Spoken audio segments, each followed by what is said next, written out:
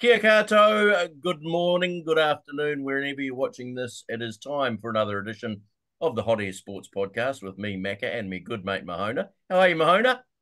I'm absolutely marvellous, mate. The sun is shining. I'm alive. And It's the opening day. baseball's on. And we've got a third wheel today, don't We we? do have a third wheel today. Very special welcome to our extra special guest, Jeremy Elwood, star of comedy stages and, of course, 7 Days and many other things. Welcome aboard, Jeremy. Hey, great to be here. Thanks for inviting me along, guys. So, you're a Dodgers fan, is it? Yeah, that's it. Whoa. Obviously, just wearing the wrong shirt today. Yeah, no, I didn't switch over to the Dodgers. They didn't have the extra 700 million to take me as well. So no, I'm sticking with the Angels. Yep. So, How did you get into baseball, Jeremy? it Go was just a explain to question us I was going to your ask. journey. Yeah, kind of a long story, really. I'm Canadian by birth, so I was a fan when I was a kid, and then sort of became a Blue Jays fan again in the 90s when they were winning series, Yeah. and then lost touch with it for a long time. But then, as part of my work, actually, I ended up doing some work in Anaheim for the Anaheim Tourism Bureau, and Oh, they hooked me up with some games at Angel Stadium, and the first one was 4th of July, and we had home plate tickets, and that was it. I amazing. was back. I was back, and I was sold, and I had my new team, and yeah, so it's sort of been a lifelong thing, but really since about 2010, I've been properly back into it. And you've Brilliant. done some work for Baseball New Zealand over the years. Yeah, bits and pieces. I was the fifth or sixth outfielder for a North Shore regional team. But yeah, no, Baseball New Zealand got me on board. To host some events for them and here and there, and just as a fan, really. If I can use the other side, my work side of life to help out where I can. But yeah, I'm just there as a fan.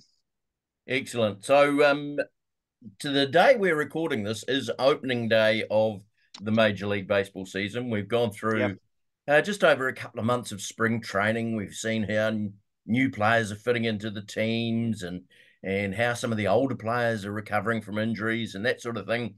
But today it's the real business. Um, Jeremy, I'll start with you. What are your hopes and dreams for the 2024 season? Well, I mean, as an Angels fan, the Angels are never going to use the word rebuild. It's just not in their lexicon, but that's exactly what they're doing. We had 6 years of Ohtani. We didn't do anything. We didn't make the playoffs.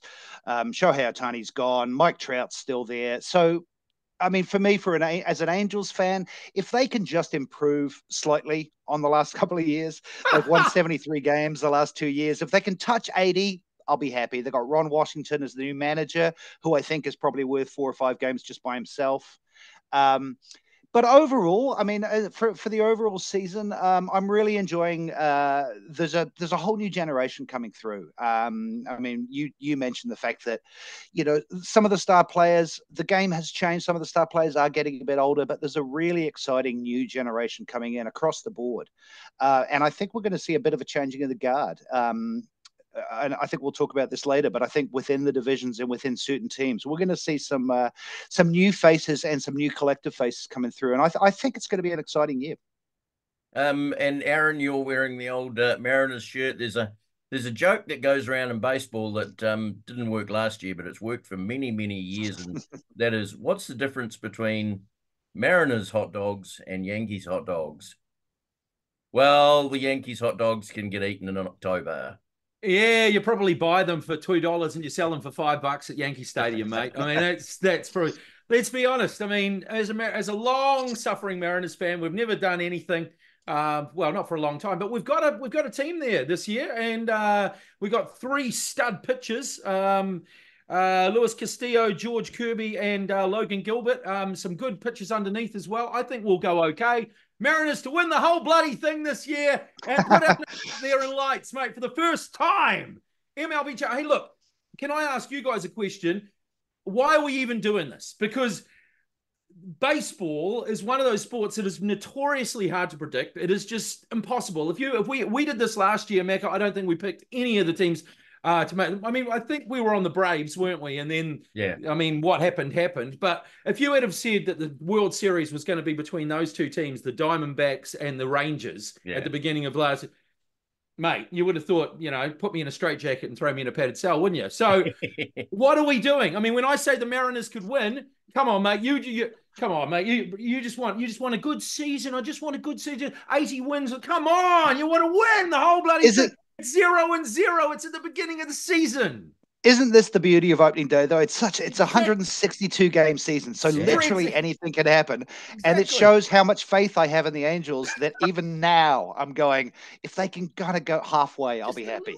It says a lot about my team. Not even get into the playoffs.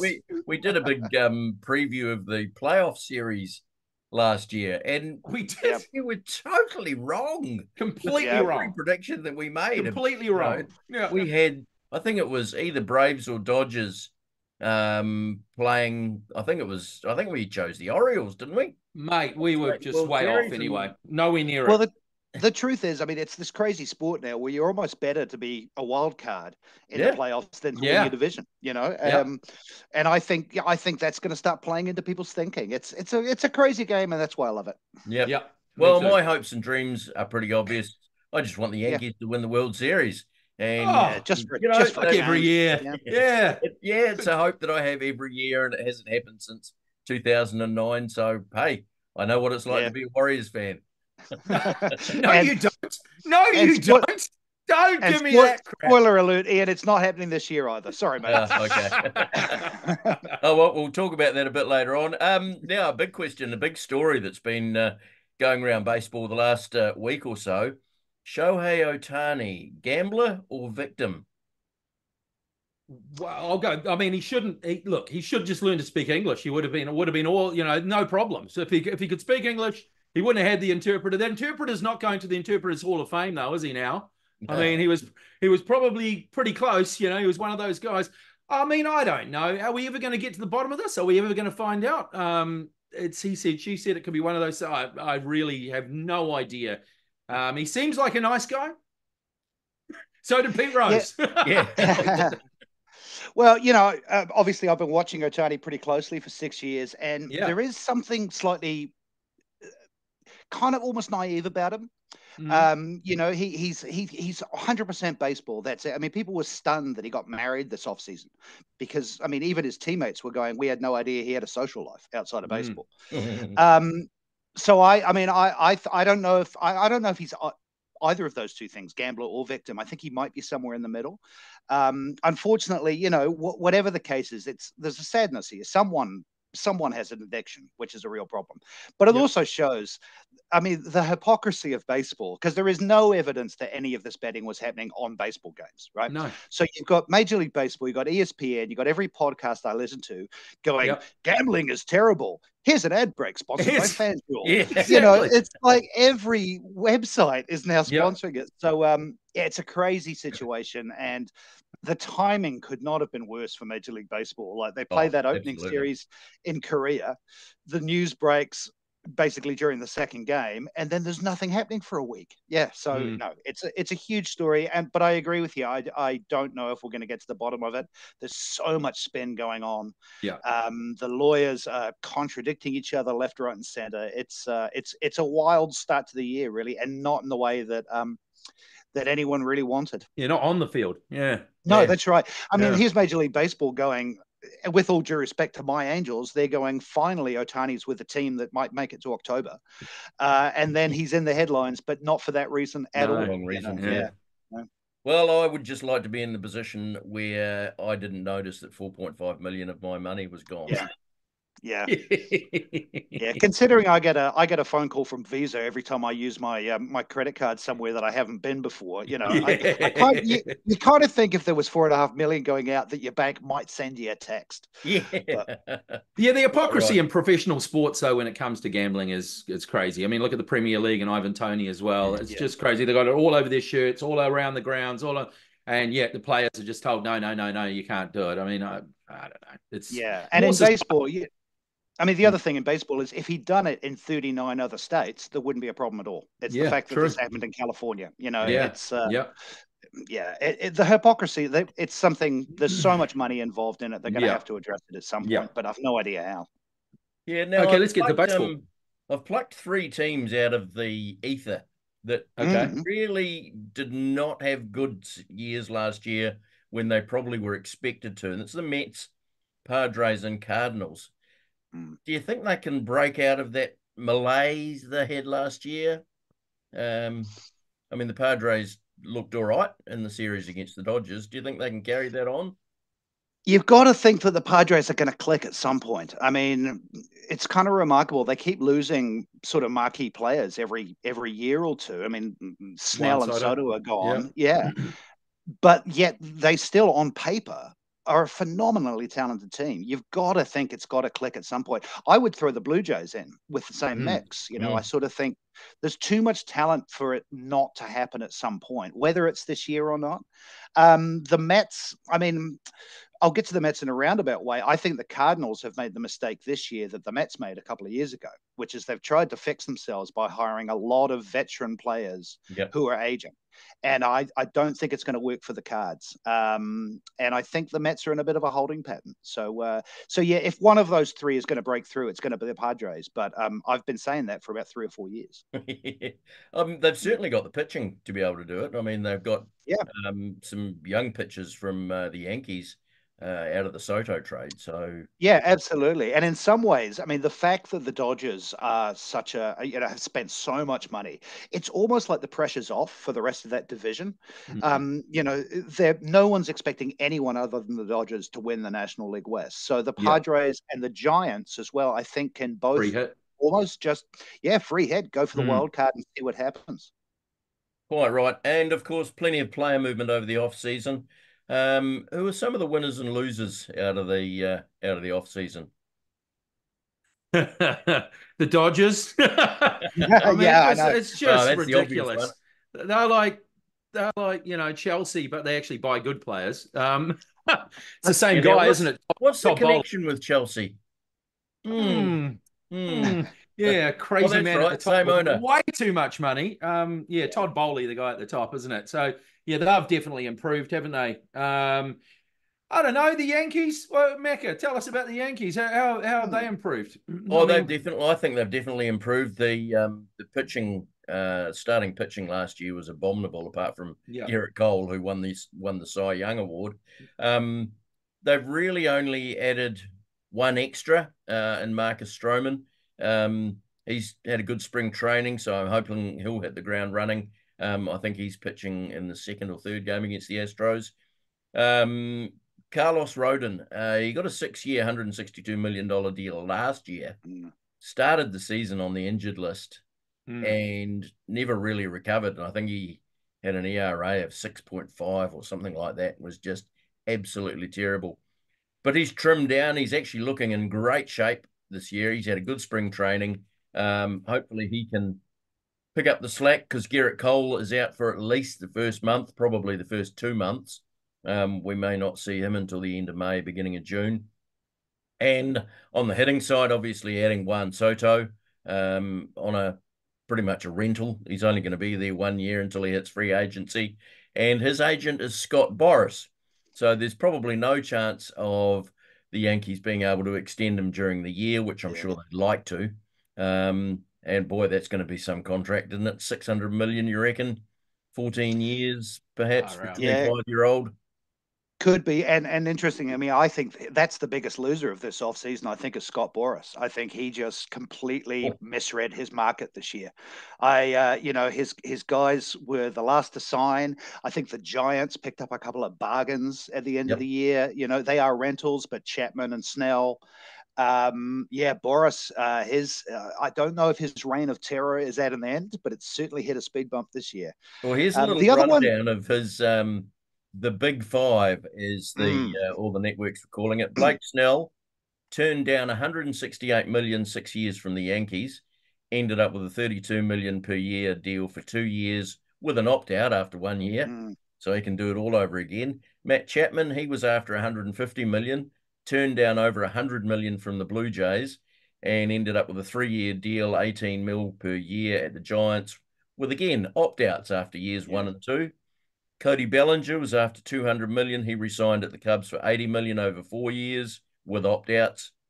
Jordan Montgomery, he sought $170 million plus ended up signing a 1-year deal with the Diamondbacks for 25 mil. And JD Martinez, he was after 50 million plus, declined 15 million from the Giants and ended up signing for the Mets on a 1-year deal for 12 million. That's What's going on there? not what I would call great business from Scott Boras. No. Yeah, no, I mean, I just think he completely misread the market, and I think there have been some bargains. I think Stroman to the Yankees, I think was a really smart deal.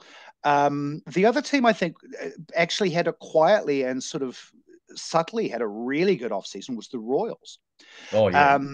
Kansas City just picked up a lot of small pieces on reasonably priced deals, and I think they could play out. The other person I thought was a bit of a bargain was Michael Lorenzen to the Diamondbacks, I believe. Sorry, I've just blanked. But yeah, there's been some bargains. But yeah, Boras, I just think, he just had these massive dollar signs. And I think once Ohtani went too, he thought, well, that's where the market's at. I'll go with that. And it really wasn't. Yeah, well, just looking at the Dodgers, Ohtani, Yamamoto, the other Japanese pitcher, Tyler Glasnow from the Rays, James Paxton, who is ex-Mariners, ex-Yankees, ex-Blue Jays, Teoscar Hernandez, and they just signed Will Smith to a 10-year deal worth 140 mil. Him. Yeah. Yeah, it's insane money. I mean, I would argue that that's not really winning an off season, is it? When you're just buying and putting yourself $1 billion in debt for 20 years. I would say the winners of the off season are teams like the Giants, who kept their powder dry, and the Royals. But the Giants are an interesting one. I mean, in the last 2 weeks, they've gone from basically a rebuilding team to if it wasn't for the Dodgers, a serious contender. They're certainly a wild card contender all of a sudden, which they weren't 2 weeks ago. Yeah, I think the Diamondbacks have had a good offseason too. I was just going to mention them, man. I mean, Jordan Montgomery, Eduardo Rodriguez, Jock Peterson's gone there as well, so they picked up some veterans, and they were a surprise last year too, man. I mean, the way they played, they got nearly all the way, didn't they? So both them and the Orioles, I think, have addressed.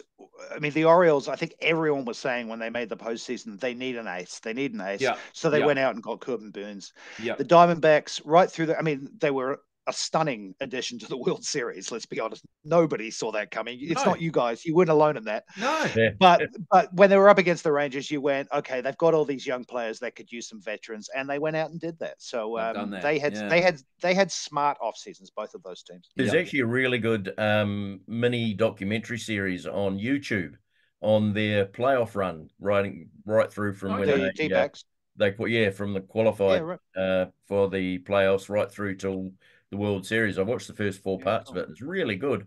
Gives you a really good insight on what their thoughts were. And they talked about when they swept the Dodgers. It was basically before the series started. They called it the wrong team at the right time. Yeah. Yeah. Probably more uplifting than the Netflix Red Sox documentary is going to be at the end of this season. Yes, quite right.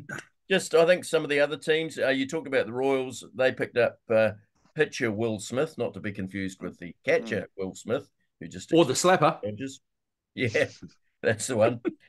Seth Lugo, Michael Walker, Hunter Renfroe, Adam Frazier, and the big news out of the Royals in the off-season was they actually spent a lot of money on extending Bobby Witt Jr. to a 14-year deal worth $377 million. So that's a huge deal for a side like the Royals, isn't it, with their budget? Yeah, it's a smart deal. Get your franchise player, build around him. I mean, again, that's what we thought the Angels were going to do when they signed Mike Trout to that extension, then they did the first bit, and then Artie Moreno, the Angels owner, has not done anything since. So, nothing smart.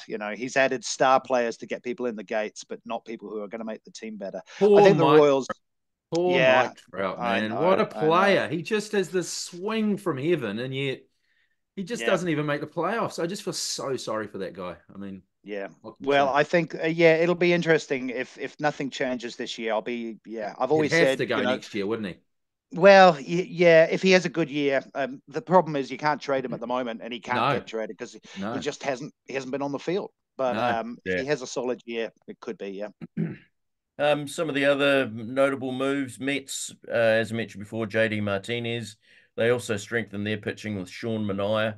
And it'll be interesting to see how Luis Severino goes this year.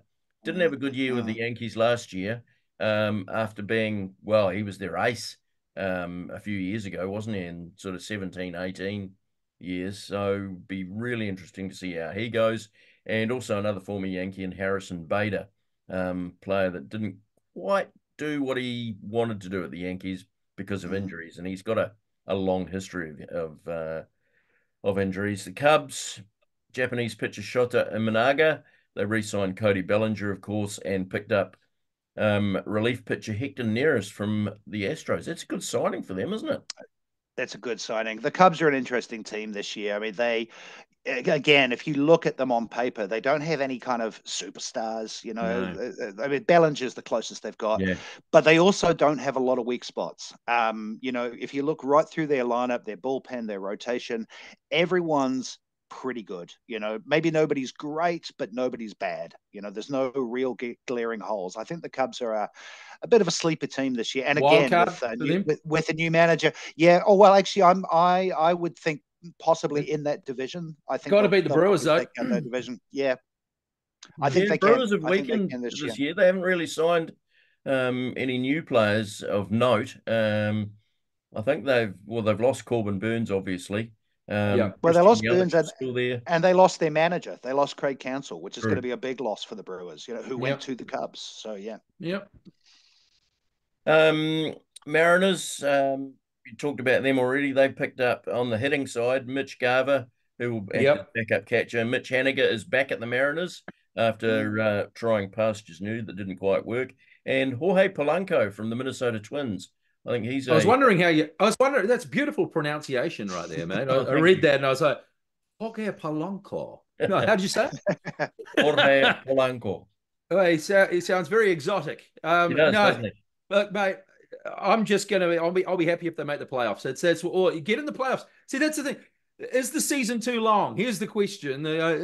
Last year, obviously, the wild cards made it through to the big dance. Should they shorten the season? Should they make the playoffs longer? Should there be more teams in the playoff? I mean, what are your guys' opinions? I mean, you guys are the scholars of the game.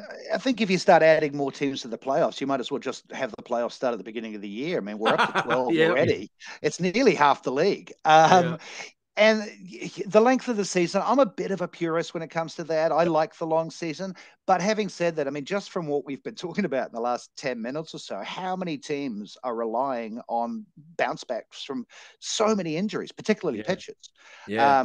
Every team can point at a potential ace in their lineup who hasn't been pitching. But maybe at the end of the season, may not be pitching at the beginning of the season, but then when it comes to the end, they bolt on and they make it through the playoffs as a wild card, and then they've got all their guys fit. So it's sort of not so important to have all your pieces at the beginning of the season almost. It's, I kind of wonder, I mean, I think if you're going to lose part of the season, if you are going to shorten it, you don't take it off the beginning or the end. You maybe take it in the middle. You maybe add another week to that All-Star break, and that can be maybe when you play these international series. I don't like the Korea series, for example, starting a week before opening day. I love the idea of them playing in Korea, but I'd much rather it happen in the middle of the season. So maybe that's where you cut out a little bit of time, but because I mean the demands of the game, the injuries are just insane at the moment. It's kind of nuts. Yeah. Yeah. Macca, so maybe. You got similar thoughts? Similar thoughts to the length of the season, or me and traditionalism. I love the 162 game season, and when you're talking to non-baseball people and they go, "Oh, how long does the baseball season go?" You go, 162 games, and then they have playoffs, and they're like, "Huh?" It almost justifies the salaries, almost. Yeah. But I think they've got the playoff mix right, but I think they probably need to perhaps shorten the wild card and go back to just one game for the wild card, because those sides that win the divisions and aren't involved in the wild card, it's too hard for them to get back into action again, as we've seen. So unless they can compress the best of 3 games into maybe 2 days, have a double header on the first day. If it's all over, good. If it's not, You go to the I think second so. day. Yeah, fair enough. I mean, you play plenty of doubleheaders during the season, so Mm. why not in the playoffs? But yeah, Yep. I think they've got it pretty much right. And as I say, I love the 162 game season. And Yeah. I mean, the games that are on today matter at the end of the season, don't they? Yeah, of course they Yeah. do. The other sides I had that have done well, we've talked about the Giants, obviously. They picked up Blake Snell, Matt Chapman. Jung-Hoo Lee is an interesting one. He's had quite a good spring. Jorge Soler, the bomb-hitting outfielder, and Robbie Ray from the Mariners. That was one player that the Mariners have lost that I think Yeah, they sucks. may rue letting go. But just going back to the Mariners, I actually think they've got a potential, could be the MVP this year in their side, and that's Julio Rodriguez. He Mm. is just an absolute superstar in the making, that kid. Erod, Yeah. they're calling him. Yeah. No, honestly, that's the thing. At the beginning of the season, everything's possible. You've got all the talent, you've made your trades, you're ready to go, you're eating your popcorn, and then your team gets pumped and you're like, oh, but then there's another 160 odd games to go, don't you? And Yep. that's the great thing about baseball. I mean, yeah, I just love following it. We've got 10 minutes to go, chaps. We better rattle on, eh? Yes, quite right. Time for our season picks. Come on. AL East. I'll kick us off. I Yep. think the Orioles are taking the AL East. Yeah, I agree, as much as it hurts me to say. Oh, come on, mate. Back your team. They've got a really good young team. Adley Rushman, Gunnar Henderson, Anthony Santander, Ryan Mountcastle, and they've got solid starting pitching now with the addition of Corbin Burns. And they had a killer season last season too, didn't they? Strengthen up Sorry, their mate. bullpen. Who's that? Timbrell. Oh, yes. Oh, the funny guy, the guy that goes right down and does the whole That's the one. crouching thing. Yeah, I like him. Um, What about the wild card out of there then? well, we'll get to the wild cards. Okay. AL Central. Okay. I think it's. Oh, you go. Yep. No, you go. Okay, I'll go the Twins. I'll go Minnesota Twins for me. Yeah, I'll agree with that, but I think the Guardians are going to give them a much closer race than you're expecting. The Guardians are another one of those teams that it's going to click if sooner rather than later, and this could be the year. But no, again, on paper, I'll go with the Twins. Yep, looks like another treble. I think I'm going for the Twins as well, and agree with you, Jeremy, about the Guardians. I think they could go very close. We didn't go through this before, by the way. Yeah. Go for it, Macca. You start with this. Me? You can't really go past the Astros. Rangers gave them a good run last year. Don't think they've got quite the pitching to go too far this year. They might get to the wild card, but we'll talk about that in a minute. Astros for me. Hate saying Mariners for me. Has to be the Mariners. Sorry, Mariners all the way. Yeah, I'm picking the Rangers. I sort of agree with you on the pitching, but I think the Astros are getting a little older. Change of management. I think the Rangers are going to pip them. But again, I think the Mariners. I think it's going to be a 3-horse race there with the Mariners. It's a strong division. It is a strong division, really. Yep. Okay, wild cards. I'll start off again. I think Yankees will be strong if they can keep players on the diamond. Tigers have strengthened, but I don't think they've strengthened it enough. I'm going Yankees, Rangers, and Mariners for my 3 wild cards. Okay, well, we do have some disagreement. I've got the Astros coming through as a wild card, and I think we're going to get 2 wild cards from the East, but I think it's going to be the Blue Jays and the Rays. Ooh. Yeah, I like the Stros and the Blue Jays as well. That last one, I've got no idea what that last one. I've got no idea. Yeah, it could go. It's a 3-horse race for me between the Rays, Royals? the Mariners, and the Yankees. But I think it's going to be the Rays. Yeah. Okay, National League, NL East. Jeremy. Okay. Well, I'm actually going to say I think the script gets flipped. I think the Phillies win the division, but I think the Braves go all the way. I'm picking the Braves for the World Series this year as a wild card team. Yeah, that's another tough division, isn't it? I mean, if the Mets had a shocking season last year, they could be good again. The Nationals, we haven't even talked about them, or the Marlins, and the Braves. I mean, they're probably my pick for the World Series, so I'm going to go the Braves. Yeah. There's a reason we haven't talked about the Marlins and the Nationals. I've actually gone for the Braves again to win this division. I think just from top to bottom, great team. starting pitching to relief pitching. I think they've got the strongest roster in baseball. I agree.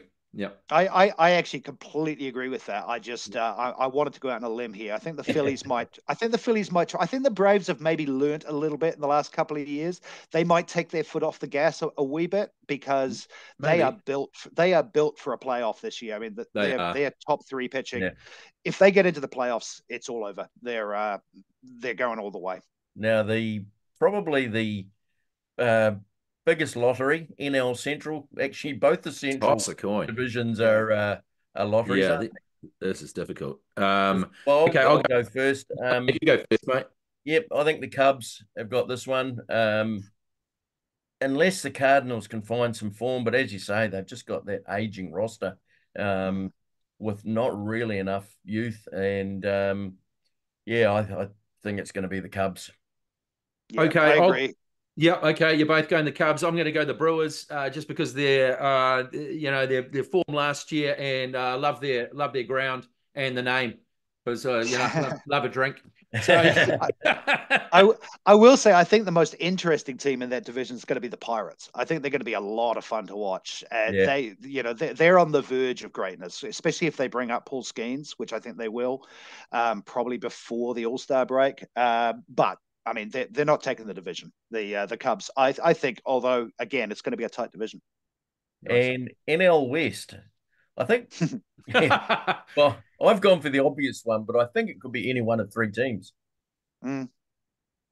Yeah, I think the Dodgers have got it, but again, I don't see them. I don't see them making the World Series.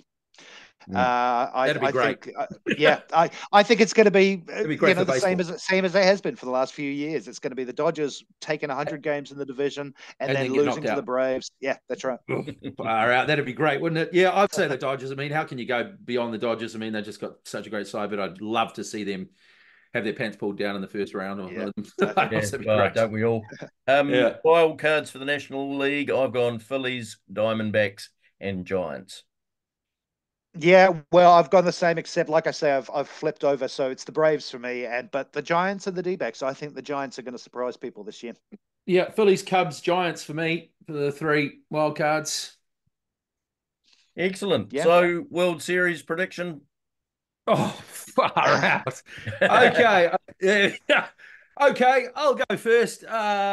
Mariners. I don't know. Who could we play? Who could we play in the final? Who could we play in the? I don't know. All right. Well, I'll go something concrete. Orioles, Braves, and the Braves win it in 6. Orioles, Braves, Braves win it in 6. Yep. Nice. That's my prediction. Okay. And if I was an interpreter, I'd be putting a lot of money on it. Go all the way. Yankees and Braves. Okay, I'll go Mariners and Dodgers. There you go. Okay, we've still got a few minutes left. So, who one or two teams that you think could actually shock us all and get to the playoffs?